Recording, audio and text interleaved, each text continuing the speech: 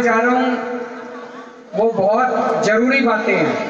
आगे हो जाओ, आप आगे। अपने परिवार के भविष्य के लिए, अपने बच्चों के भविष्य के लिए और दिल्ली के भविष्य के लिए। तो मेरी आपसे निवेदन है, एक तो बड़े ध्यान से सुनना, सुन के जो जो बातें समझ में आए अपनी गली मोहल्ले में जाके जरूर बताना।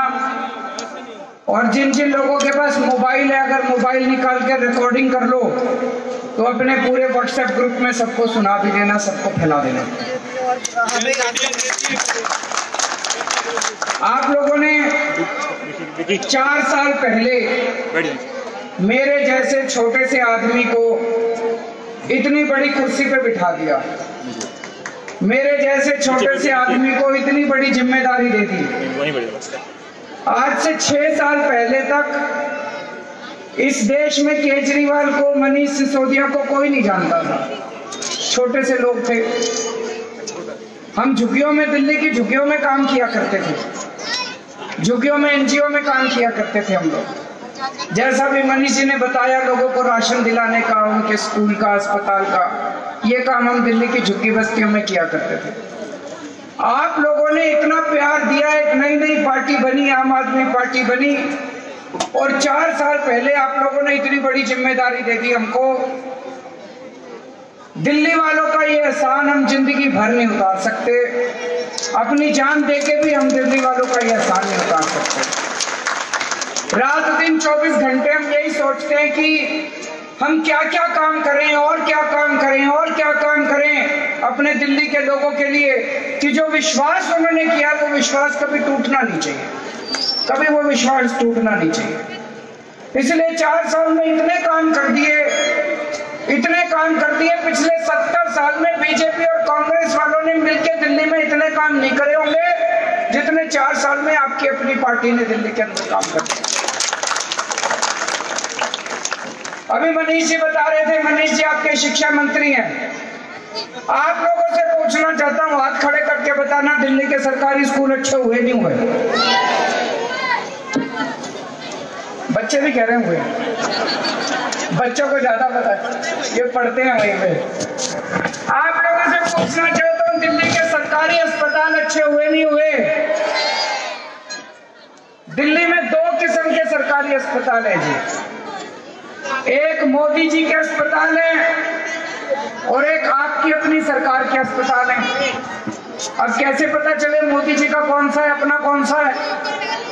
अगर आप किसी सरकारी अस्पताल में जाओ और अस्पताल में दवाइयों के पैसे लगे, इलाज के पैसे लगे, टेस्ट के पैसे लगे, तो समझ जाना मोदी जी का अस्पताल है।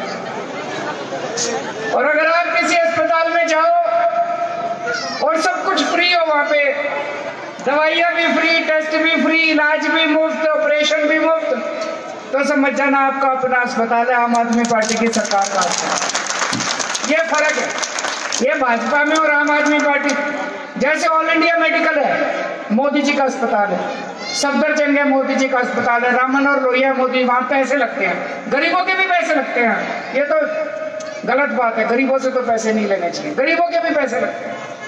और जैसे अपना जीटीबी अस्पताल है, जीबी पंत है, एलएनजेपी है, ये आपका अस्पताल है, दिल्ली सरकार का अस्पताल है, एक भी पैसा नहीं लगता, सब कुछ मुफ्त है, सारा मुफ्त कर। आज दिल्ली में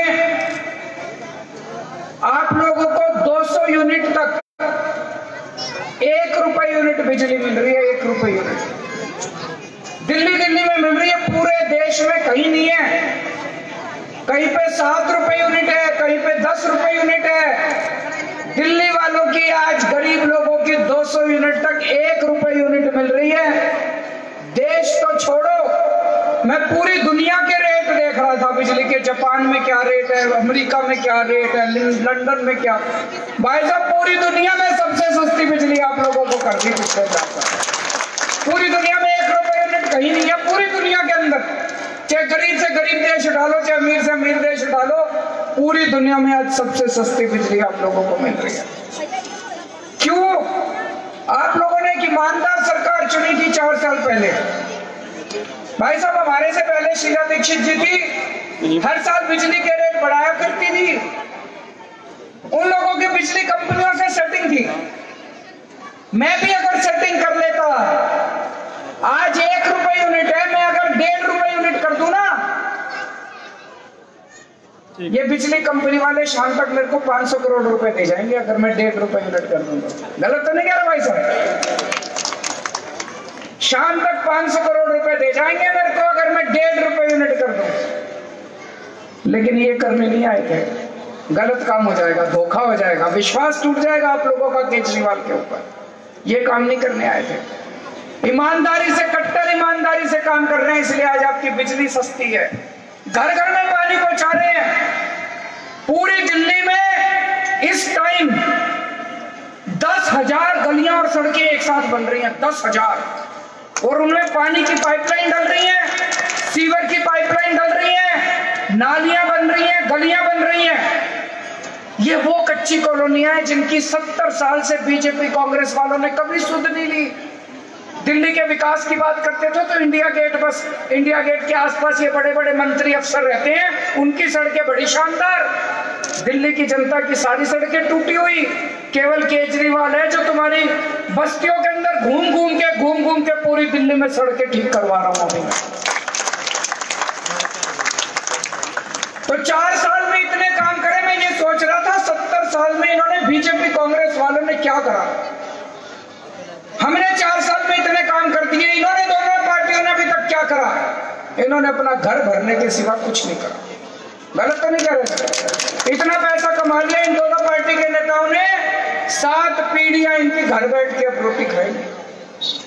लेकिन भाई साहब 4 साल में इन्होंने, मोदी जी ने हमारे को, हमारा काम रोकने में कोई कसर नहीं छोड़ी। मोदी जी जो काम करते हैं, मनीष जी स्कूल ठीक करते हैं, आपके बच्चों को पढ़ाते हैं, मोदी जी करने नहीं देते। हम नए स्कूल बनाना चाहते हैं, हमें स्कूल नहीं बनाने देते। हम नए अस्पताल खोलना चाहते हैं, हमें अस्पताल नहीं बनाने देते। हर काम इनसे लड़ लड़ के करवाया, हर काम इनसे लड़ के करवाया। अभी पूरी दिल्ली में सीसीटीवी कैमरे लगने जा रहे हैं, पूरी दिल्ली में लगने चालू हो गए, कई इलाकों में लग गए, कई इलाकों में लग रहे हैं, गली गली में सीसीटीवी कैमरे लग रहे हैं। आपसे पूछना चाहता हूँ, सीसीटीवी कैमरे लगने चाहिए नहीं लगने चाहिए? 3 साल तक मोदी जी फाइल लेके बैठ गए, 3 साल तक आपकी फाइल साइन नहीं करी, सीसीटीवी कैमरे नहीं लगने दिए। फिर मनीष सिसोदिया को और सतिंदर जैन को 10 दिन तक भूखे रहना पड़ा। इन्होंने 10 दिन अनशन करा, 10 दिन भूखे रहना पड़ा, तब जाके उन्होंने सीसीटीवी कैमरों की फाइल पास करी है। मैंने आपको कहा आपको बहुत एहसान है हमारे ऊपर, हमको जान भी देनी पड़ेगी, हम जान भी दे देंगे, 2 मिनट नहीं सोचेंगे आपके लिए जान कुर्बान करने में। लेकिन दोस्तों ऐसे भूखे रह के फाइलें कब तक साइन कराएंगे आप लोग? कब तक आपकी सीसीटीवी की फाइल पास कराने के लिए मनीष को 10 दिन तक भूखे रहना पड़ा? ऐसे कब तक काम चलेगा? पहली बात तो आपसे ये निवेदन है, 4 साल मोदी जी ने आपकी फाइलें रोकी, आपके स्कूल बनने में अड़चन आई, आपके अस्पताल बनने में अड़चन आई। इनको दोबारा वोट मत दे देना, नहीं तो अगले 5 साल फिर काम रोकेंगे। ये फिर 5 साल काम रोकेंगे, इस बार इनको सबक सिखाना। लेकिन एक चीज और समझ के जाना, दिल्ली की बड़ी अजीब परिस्थिति है। दिल्ली में हम जो भी काम करते हैं, आपकी सरकार जो भी काम करती है, हमको केंद्र सरकार से परमिशन लेनी पड़ती है। हम स्कूल बनाते हैं, हमको केंद्र सरकार से परमिशन लेनी पड़ती है। हम अस्पताल बनाते हैं, हमें केंद्र सरकार से परमिशन लेनी पड़ती है। हम सीसीटीवी कैमरे लगाते हैं, मोहल्ला क्लिनिक बनाते हैं, सड़कें बनाते हैं, पानी देते हैं, बिजली सस्ती करते हैं, हमें केंद्र सरकार से परमिशन लेनी पड़ती है। क्यों भाई? हरियाणा की सरकार के पास फुल पावर है, हरियाणा की सरकार स्कूल बनाना चाहे उनको परमिशन नहीं लेनी पड़ती केंद्र सरकार से। तमिलनाडु की सरकार सीसीटीवी कैमरे लगाना चाहे उनको परमिशन नहीं लेनी पड़ती। आंध्र प्रदेश की सरकार अस्पताल बनाना चाहे उनको केंद्र सरकार से परमिशन नहीं लेनी पड़ती। आपकी दिल्ली सरकार कोई भी काम करना चाहे, दिल्ली वालों की सरकार कोई भी काम करना चाहे, केंद्र सरकार से परमिशन लेनी पड़ती है। क्यों भाई? कह रहे हैं दिल्ली आधा राज्य है, इसलिए। दिल्ली पूरा राज्य नहीं है। तो हमने कहा कर दो पूरा राज्य। क्यों नहीं करते पूरा राज्य? क्यों छोड़ रखा है दिल्ली को आधा राज्य? आज पूरे देश में सारे राज्य पूरे हो गए। केरला पूरा राज्य हो गया, आंध्र प्रदेश पूरा राज्य हो गया, गुजरात पूरा राज्य हो गया, असम पूरा राज्य हो गया, सारे देश के सारे राज्य पूरे हो गए, दिल्ली आधा राज्य रह गया बस। बताओ आप लोगों में क्या कमी है? दिल्ली वालों में क्या कमी है? दिल्ली वाले पूरा टैक्स नहीं देते, दिल्ली वाले देशभक्त नहीं है। बताओ दिल्ली वालों में क्या कमी है? दिल्ली को क्यों आधा राज्य छोड़ रखा है?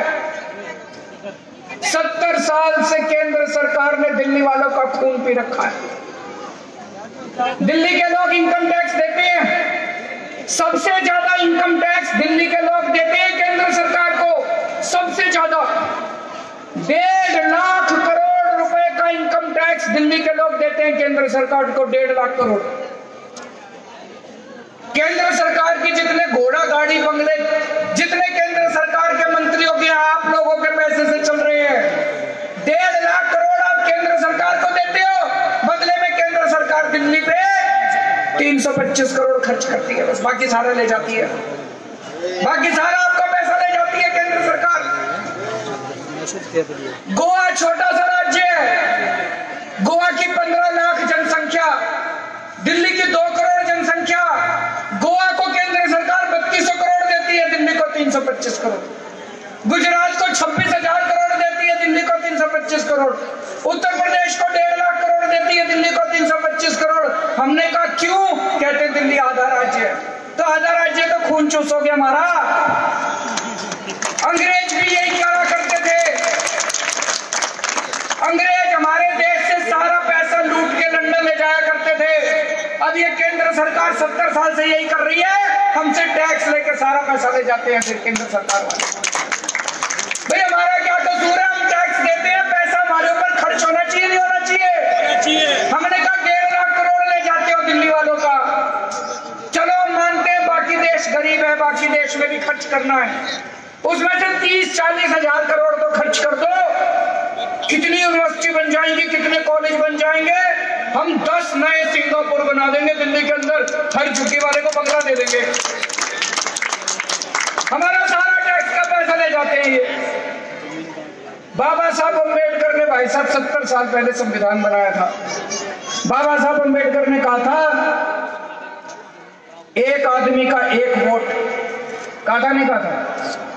चाहे अमीर हो चाहे गरीब हो, एक आदमी का एक वोट, चाहे आदमी हो चाहे औरत हो, एक आदमी का एक वोट, चाहे वो इस जात का हो चाहे हिंदू हो चाहे मुसलमान हो, एक आदमी का एक वोट, चाहे वो तमिलनाडु का हो चाहे वेस्ट बंगाल का, यूपी का हो, बिहार का, एक आदमी का एक वोट। और इन्होंने कर दिया दिल्ली वालों का आधा वोट। दिल्ली आधा राज्य, दिल्ली सरकार आधी सरकार। ये तो बेइज्जती की बात है भाई साहब, ये तो अपमान की बात है। गलत तो नहीं कह रहा जी? इसके लिए तो लड़ना पड़ेगा। आप लोगों ने 4 साल पहले हमको जिम्मेदारियां दी थी, आपने स्कूल की जिम्मेदारी दी थी, हमने स्कूल ठीक कर दिया। आपने अस्पतालों की जिम्मेदारी दी थी, अस्पताल ठीक कर दिए। आपने सड़कों की जिम्मेदारी दी थी, पूरी दिल्ली में घूम घूम के मैं सड़कें ठीक करा रहा हूँ। आपने पानी की जिम्मेदारी दी थी, पानी ठीक करा रहे हैं। आपने सीवर की जिम्मेदारी दी थी, आपने सीसीटीवी कैमरों की जिम्मेदारी दी थी, वो सारे ठीक कर रहे हैं। लेकिन कई सारे मसले ऐसे हैं जो तब तक नहीं ठीक हो सकते जब तक दिल्ली पूर्ण राज्य नहीं बनेगी। मैं आपको जैसे अभी मनीष जी ने 3-4 उदाहरण दिए थे, आज दिल्ली के अंदर हमारी लड़कियां अपने आप को सुरक्षित महसूस नहीं करती। इतनी सारी महिलाएं बैठी हैं, अगर लड़की सवेरे सवेरे कॉलेज से बाहर कॉलेज के लिए जाती है, माँ बाप का दिल धक धक करता रहता है, पता नहीं ठीक ठाक वापस आएगी नहीं आएगी। गलत तो नहीं कह रहा बहन जी? माँ बाप का दिल धक धक करता रहता है, गली से बाहर, घर से बाहर निकलती है, गली में लड़के छेड़ते हैं। मैं आपसे पूछता हूँ, आप पुलिस वालों के पास जाते हो, पुलिस सुनती है आपकी? पूरे दिल्ली के अंदर गली गली के अंदर नशा बिक रहा है, बिक रहा नहीं बिक रहा? पूरे दिल्ली के अंदर गली गली के अंदर नकली दारू बिक रही है, क्यों नहीं पुलिस वाले एक्शन लेते? पूरी दिल्ली के अंदर चोरी चकारी चारों तरफ इतनी बढ़ गई है, मोटरसाइकिल चोरी हो रही है, गाड़ियां चोरी हो रही है, चेन स्नैचिंग हो रही है, गुंडागर्दी बढ़ रही है, नशा बिक रहा है, स्मैक बिक रहा है, और आप पुलिस के पास जाते हो, पुलिस हमारी सुनती नहीं है। फिर आप अपने एमएलए के पास आते हो, आपने तो एमएलए को चुन के भेजा था कि जी कुछ करो। एमएलए कहता मैं कुछ कर नहीं सकता, पुलिस मेरे अंडर में नहीं आती, पुलिस मेरी सुनती नहीं है। फिर आप मुख्यमंत्री के पास आते हो, मुख्यमंत्री कुछ कर नहीं सकता, पुलिस मेरे भी अंडर में नहीं आती। तो पुलिस किसके अंडर में आती है? प्रधानमंत्री के अंडर में आती है। अब प्रधानमंत्री जी मोदी जी के अंडर में आती है पुलिस। मोदी जी से कोई मिला है यहाँ पे आज तक? मैं ही नहीं मिला, 4 साल से मैं टाइम मांग रहा हूं, मेरे को भी टाइम नहीं देते मोदी। भगवान ना करे कल हमारे घर में कुछ उल्टा सीधा हो जाए, भगवान ना करे हमारी बेटी के साथ कुछ हो जाए, भगवान ना करे कोई चोरी चकारी हो जाए, हम किसके पास जाएं? किससे मिले जाके? प्रधानमंत्री से जाके मिले? प्रधानमंत्री तो पुलिस उनके अंडर में आती है। मैंने कई बार प्रधानमंत्री जी को कहा, प्रधानमंत्री जी पुलिस दिल्ली वालों के अंडर में दे दो, आप पाकिस्तान संभालो। पाकिस्तान तो संभलता नहीं प्रधानमंत्री जी से, कहते ना मैं दिल्ली पुलिस संभालूंगा। तो दिल्ली पुलिस पूर्ण राज्य बनेगा, दिल्ली पूर्ण राज्य बनेगी, दिल्ली पुलिस को आपकी सुननी पड़ेगी। दिल्ली पूर्ण राज्य बनेगी, आपकी लड़की घर से बाहर निकलेगी, लड़के छेड़ेंगे, पुलिस को जाके बोल देना, पुलिस को लड़कों को गिरफ्तार करना पड़ेगा, उनकी छिताई करनी पड़ेगी पुलिस को। पुलिस आपकी नहीं सुनेगी, मेरे पास आ जाना, फिर मैं पुलिस को ठीक करूंगा। नहीं तो गलत तो नहीं कह रहा जी? जिस दिन दिल्ली पूर्ण राज्य बनेगी, दिल्ली में ऐसी कानून व्यवस्था कर देंगे, रात को 11 बजे भी अगर आपकी बेटी घर से बाहर निकलेगी, किसी की हिम्मत नहीं होगी जो उसकी तरफ हाथ उठा के देख सके।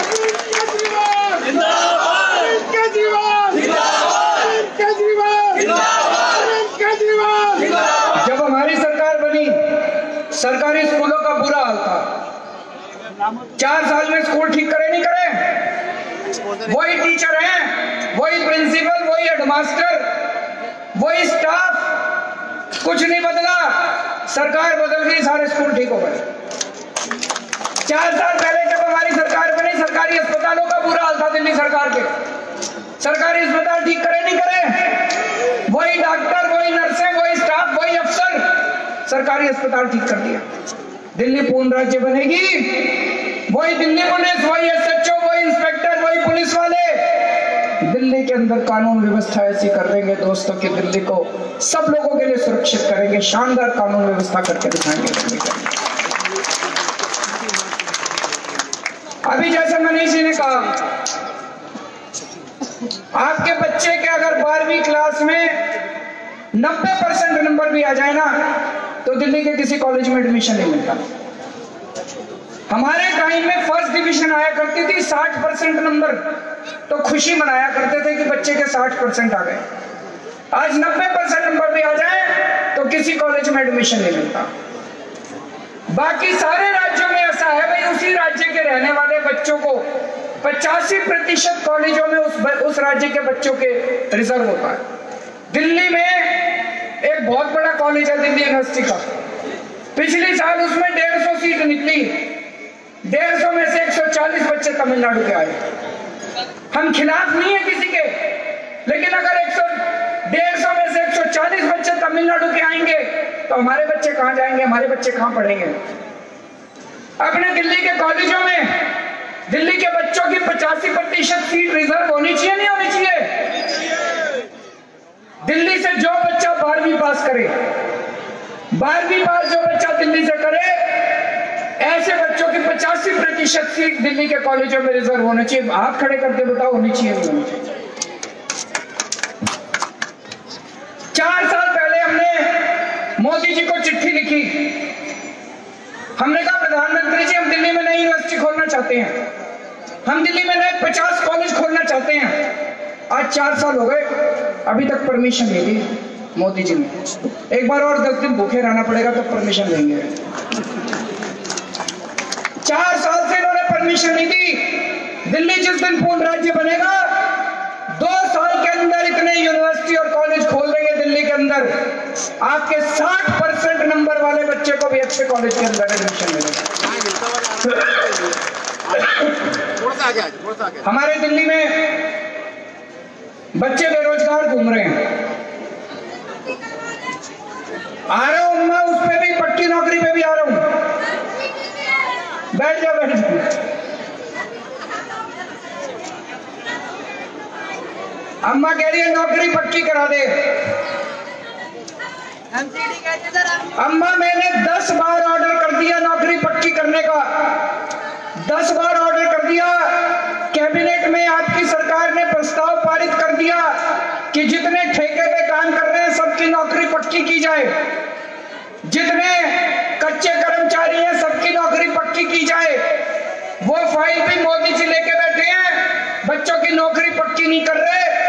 जिस दिन दिल्ली पूर्ण राज्य बनेगा 24 घंटे के अंदर सबकी नौकरी पक्की करके दिखा देंगे।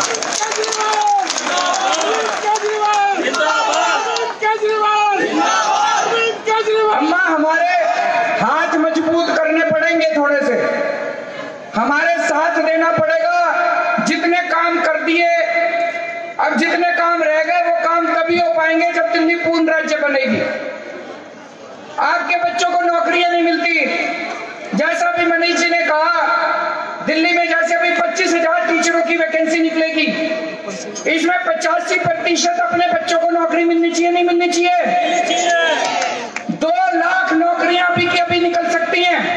हम इतने सारे स्कूल बना रहे हैं, अस्पताल बना रहे हैं, हम इतने सारे सीसीटीवी कैमरे लगा रहे हैं, पानी की पाइपलाइन डाल रहे हैं, सीवर डाल रहे हैं, डोर स्टेप डिलीवरी कर रहे हैं। अभी की अभी 2 लाख नौकरियां निकल सकती हैं, लेकिन आपके मुख्यमंत्री को पावर ही नहीं है नई नौकरी निकालने की। जिस दिन दिल्ली पूर्ण राज्य बनेगी 2 लाख नौकरियां निकालेंगे और उसमें से 85% नौकरियां आपके बच्चों को मिलेंगी।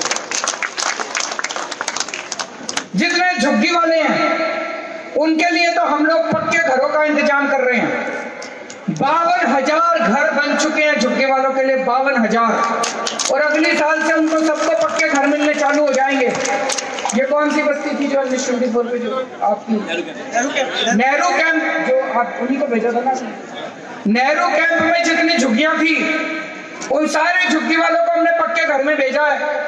वो सारे पक्के घर में गए हैं। मनीष सिसोदिया जी अपने हाथ से उनको घर की चाबियां देके गए हैं। और जितनी झुग्गियां हैं सारे झुग्गी वालों को पक्के घर मिलना चालू हो जाएंगे। इसी साल से 52,000 घर तैयार हो गए हैं। इसी साल से झुग्गी वालों को 52,000 घर मिल जाएंगे और बाकियों के लिए घर बना रहे हैं। लेकिन दोस्तों मेरा एक सपना है, केवल झुग्गी वालों को नहीं, दिल्ली में रहने वाले हर वोटर के परिवार का एक अपना घर होना चाहिए। होना चाहिए नहीं होना चाहिए? यहाँ जितने किराए पे रहते हैं जरा हाथ खड़े करें किराए वाले। जितने दिल्ली में रहते हैं सबका अपना एक घर होना चाहिए। 70 साल पहले जिन्होंने 2 हाथ खड़े करे हैं 2 घर नहीं मिलेंगे उनको। कईयों ने सोचा 2 हाथ खड़े कर दो 2 घर।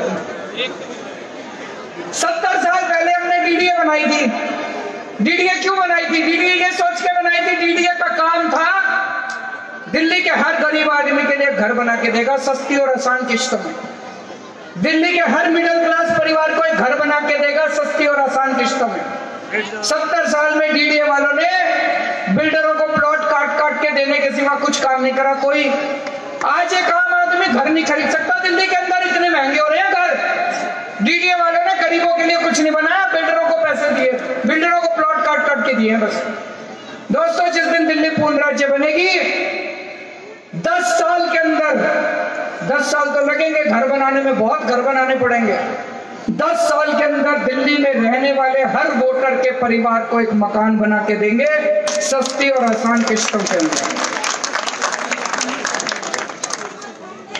आप सोच रहे होंगे केजरीवाल आज बड़ी बड़ी हाँक रहा है, बड़ी बड़ी फेंक रहा है।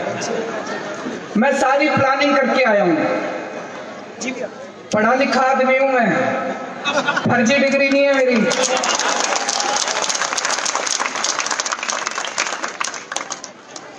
जब मैं दिल्ली के चुनाव के पहले गली गली में जाया करता था, मैं कहता था हमारी सरकार आएगी हम बिजली के रेट आधे कर देंगे।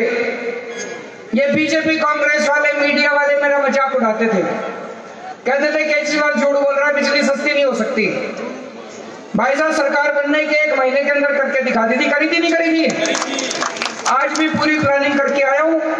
जिस दिन दिल्ली पूर्ण राज्य बनेगी 10 साल के अंदर हर दिल्ली के वोटर को एक मकान बना के दे देंगे सस्ती और आसान किस्तों के अंदर। अब अपने को सबको पूर्ण राज्य, दिल्ली को पूरा राज्य बनाने की लड़ाई लड़नी है, लेकिन ये ऐसे ही नहीं होगा। इसके लिए लड़ना पड़ेगा, मरना पड़ेगा, कटना पड़ेगा। लड़ोगे मेरे साथ? तेलंगाना राज्य बना, वहां के लोगों ने आंदोलन करा था, लड़े थे, मरे थे, कटे थे।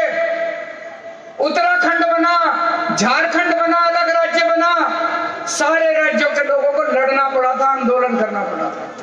दिल्ली के लोगों को भी लड़ना पड़ेगा। सबसे पहले मैं मरूंगा, सबसे पहले मैं कटूंगा, मेरे बाद आपका नंबर आएगा, लेकिन आपको साथ लेना पड़ेगा दोस्तों।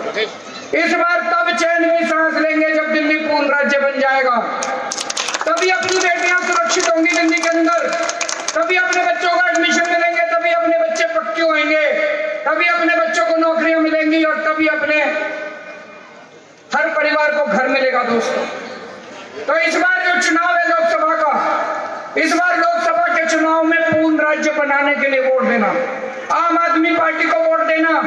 पिछली बार मोदी जी आए थे दिल्ली में चुनाव के पहले, रामलीला मैदान में ऐलान करके गए थे मोदी जी, बोले मेरे को 7 MP जिता दो, मैं दिल्ली को पूरा राज्य बना दूंगा। झूठ बोला मोदी जी ने, 5 साल के अंदर उन्होंने धोखा दिया, पूरा राज्य नहीं बनाया उन्होंने। उसके पहले 2004 में और 2009 में कांग्रेस वालों ने कहा था कि हमें 7 MP दे दो, हम पूरा राज्य बना देंगे। आपने कांग्रेस के 7 MP बना दिए, उन्होंने भी धोखा दिया, उन्होंने भी नहीं बनाया। आज केजरीवाल आपसे आके कह रहा है कि 7 MP मेरे दे दो, मैं दिल्ली को पूरा राज्य बनवा दूंगा। और मैं जो कहता हूं मैं करके दिखाता हूं। 7 MP हमारे दे दो भाई साहब, 2 साल के अंदर इनसे छीन के ले लेंगे पूरा राज्य। मैं कई लोगों से बात करता हूं, कई लोग कहते हैं, कुछ लोग कहते हैं भ्रम है उनका मोदी भक्ति में, किसको वोट दोगे जी? हम तो मोदी जी को प्रधानमंत्री बनाने के लिए वोट देंगे। अरे बनाया तो था 5 साल पहले प्रधानमंत्री, कुछ करा उसने? कुछ कराओ। धंधे बंद करा दिए, आपके लोगों के धंधे बंद करा दिए, दुकान बंद करा दी, सीलिंग करा दी, नोटबंदी करा दी, फौजी मरवा दिए,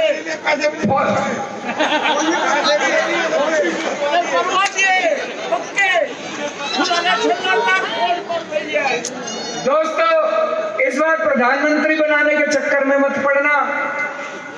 इस बार अपने बच्चों के बारे में सोचना, दिल्ली के भविष्य के बारे में सोचना, दिल्ली को पूरा राज्य बनाने के लिए वोट देना दोस्तों। आम आदमी पार्टी को वोट दोगे, हम लोग दिल्ली को पूरा राज्य बनाने के लिए लड़ेंगे। आपने 4 साल पहले जब वोट दिया था, बड़ी सोच समझ के दिया था। 3 पार्टियां थी 4 साल पहले, कांग्रेस, बीजेपी, आम आदमी पार्टी। आम आदमी पार्टी नहीं आई थी, कोई नहीं जानता था। आप लोगों ने ये देखा भाई ये नए लड़के हैं, ईमानदार लड़के हैं, आप लोगों ने ईमानदारी के नाम पे 70 में से 67 सीट दे दी थी। मोदी की खूब हवा चल रही थी उन दिनों में, 3 सीट दी आपने मोदी को उस टाइम। आज आपके वोट का नतीजा है, जो 4 साल पहले आपने दिमाग लगा के वोट दिया था, उसकी वजह से आज दिल्ली में इतने काम हो रहे हैं। इस बार भी दिमाग लगा के वोट देना, पूर्ण राज्य के लिए वोट देना। पूर्ण राज्य बनेगा दिल्ली तो अपना बहुत तेजी से दिल्ली का विकास होगा दोस्तों। भारत माता की जय।